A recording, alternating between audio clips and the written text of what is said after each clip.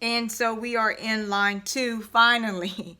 So the Lord shall send the rod of your strength out of Zion, rule in the midst of your enemies. So the Lord shall send the rod of your strength out of Zion.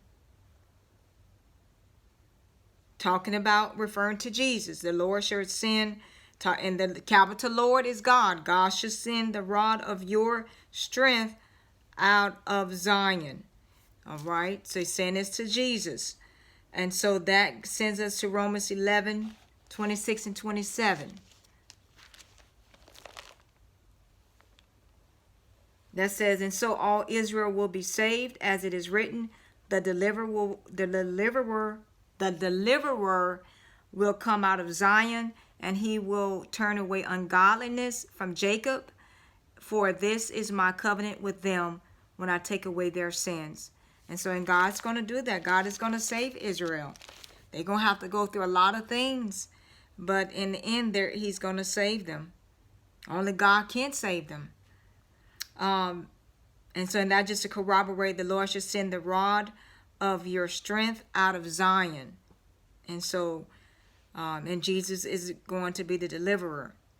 And also he's going to rule in the midst of your enemies.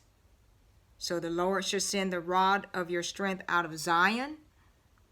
The rod of your strength. Still got to deal with that rod, the same rod that Moses had. Still has. They still got that rod. It's a rod of correction. The rod of your strength out of Zion, rule in the midst of your enemies. So, line 3, your people shall be volunteers in the day of your power, in the beauties of holiness from the womb of the morning.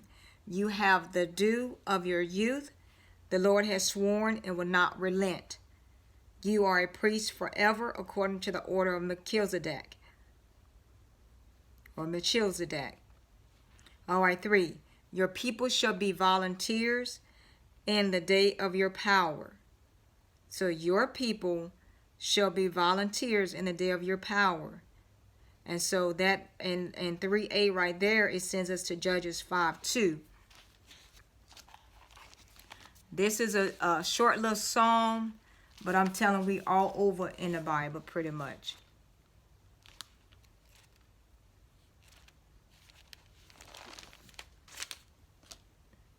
It says, when leaders lead in Israel, when the people willingly offer themselves, bless the Lord. And so this is just to corroborate that, or it says when leaders or when locks are loosed in Israel, when the people willingly offer themselves, bless the Lord. So people are they're not going to be forced to do anything for the Lord. They're going to be will do it willingly. All right, offer themselves to the Lord willingly. He doesn't have to force their hand to come to him. So your people shall be volunteers in the day of your power. So whenever he's ruling with that rod, they're going to come voluntarily. He's not going to have to use a rod. They're going to want to come voluntarily. 4, in the beauties of holiness from the womb of the morning. In the beauties of holiness from the womb of the morning.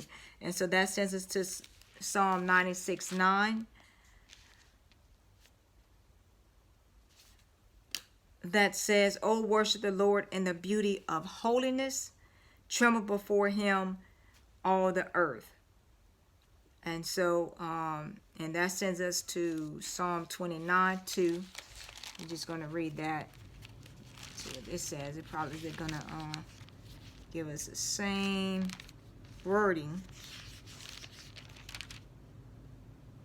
Give unto the Lord the glory due to his name. Worship the Lord in the beauty of holiness. And that's what we have to do. So in the majesty of holiness. How majestic is his name. That glorious name. And so it says, and your people shall be volunteers in the day of your power. 3b, in the beauties of holiness from the womb of the morning. So just from the womb of the morning has just been born or just been birthed. That's beautiful imagery. From the womb of the morning, that's when we need to to give that that praise and that honor and that glory, that majestic holiness to God. Just when at morning break, when it's just about to be born.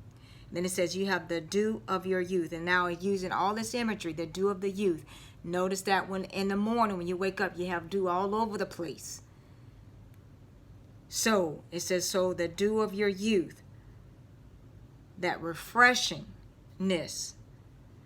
Well, let's go ahead and pause here, and we'll pick it up in line 4 in the next segment.